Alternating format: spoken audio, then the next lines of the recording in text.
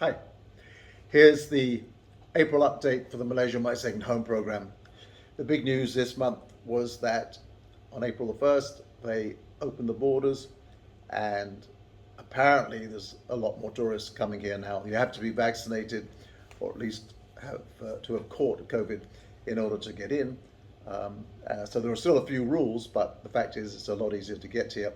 And the travel to Singapore is now possible, including taking the land route through Johor. The only point to note there is that if you're thinking of driving to Singapore, you need to apply for the digital auto pass, which takes a couple of weeks to process. So make sure you book well ahead.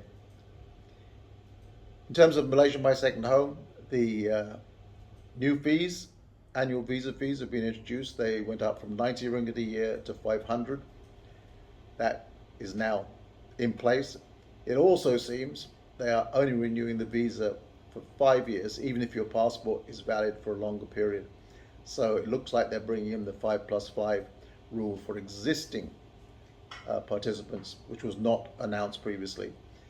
The change they did announce for existing participants, that they had to spend 90 days a year in Malaysia, has not been implemented yet. I mean, it may be. The fact is the Immigration Department does not announce changes to the rules or documentation or anything in advance.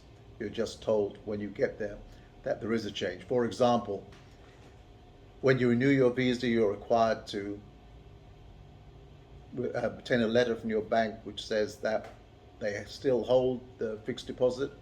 And in addition, at the end of the letter, it's a standard letter which they receive from the ministry, they have to state that we understand this fixed deposit cannot be withdrawn until the government approves it, specifically the Ministry of Tourism.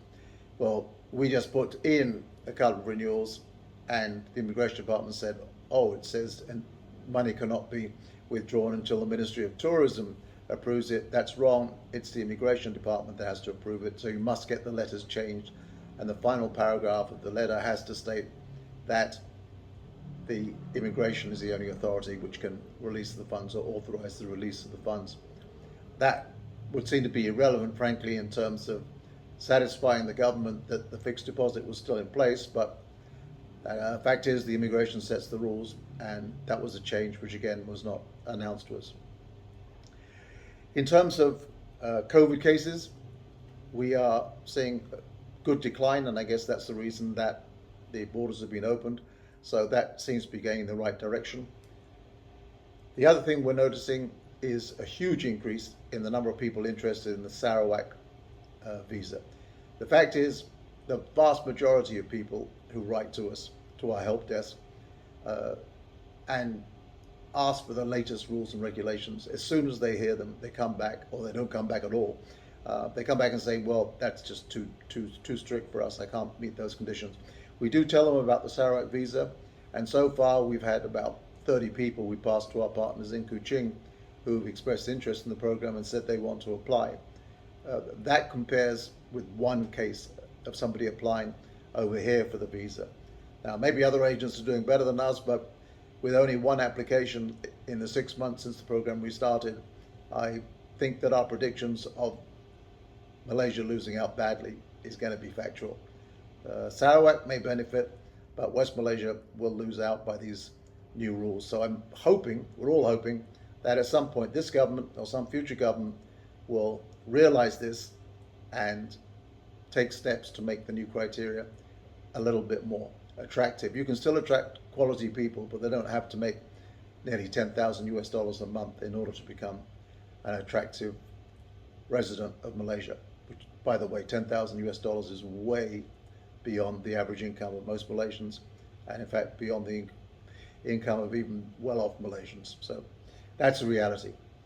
So My Sagittarius app, that's the app that everybody is required to load onto their handphones, and they have to show it whenever they go into a new place, click in, and they used to have a temperature check. They've dropped the temperature check, but they still require people to use the My Sagittarius.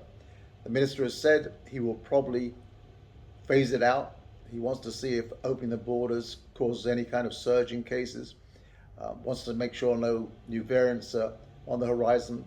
then they'll probably phase it out. It looks like a lot of Malaysians have already phased it out because apparently usage is down 25%. We don't know how accurate that figure is, but it shows apparently that a lot of people are no longer bothering to check themselves into the places they visit. So that's all I have for you this month. I'll keep you updated next month with the latest news.